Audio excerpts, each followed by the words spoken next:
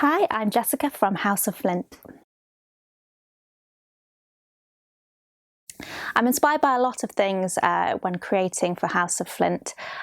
Initially, I was inspired by the land and the fields that surround me where we live. It's a very small piece of land, but we do have a few sheep, and I used to go out and sketch the horns on the sheep, called Elvis, and then I'd come back and keep sketching, and eventually they turned into the folds on a garment, and yeah, inspired the first designs.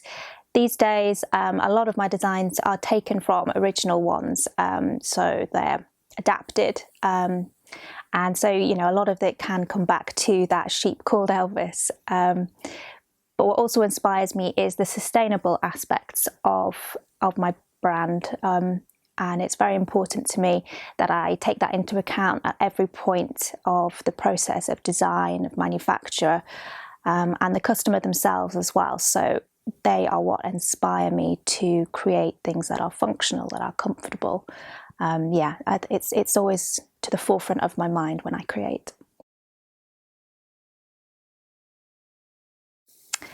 I've had many different kind of thoughts of what success is throughout the past few years. At every point as I grow as a business, at one point it was to start my brand, it was to release a collection, it was to sell that first piece. That felt like success. Even these small milestones are all success. And I think at every point in my career, in my life, that goalpost is going to change, and that's okay.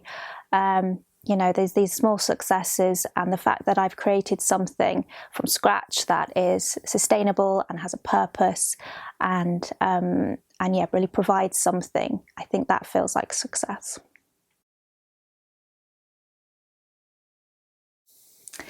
Grimsby was where I was born. It was where I grew up.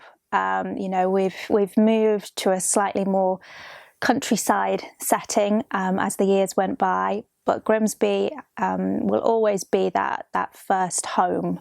And I think it's really important that as a place, we do still support that. Where we came from. Whether you live there still, whether you were just born there, it's a place where so many people have done so many great things, and that needs to be celebrated, which is what's great about Grimbarians. And I think it's important that we put life back into Grimsby again, with businesses, with people, to really bring certain areas back to success, back to life, really. So self-care and well-being are something that is hard for a lot of people to kind of prioritise, myself included. I am very guilty of staying up all night to get to a deadline, of forgetting to eat meals, of all these things that everybody does when they are busy. But I think it is important to consider how that affects us physically and mentally, to try and get the right balance between work and life. I think that is really important, and I think since I had my son 2 years ago, it's definitely been more of a priority to balance those things. I think if I hadn't have become a mother, I probably would be working every minute of every day. So I think getting a balance is a good first step. And getting outside is always good as well. It's what inspires my work, and it also helps calm my mind. And I think that's really important.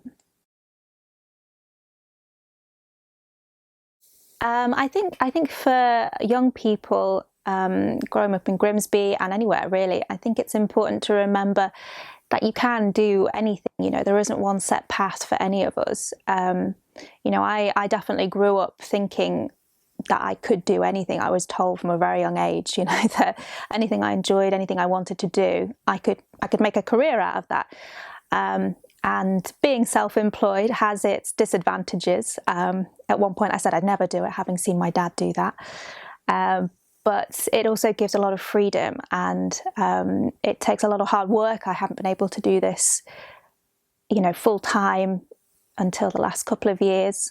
Before that, I always had to support myself with part-time work. And I think as long as you're aware of that and know that there is going to be a long period of time before you get to that point, you know, but if you have something in mind that you want to do, something important, something that you're passionate about, then just, you know, keep on trying and put in the work, and it is possible.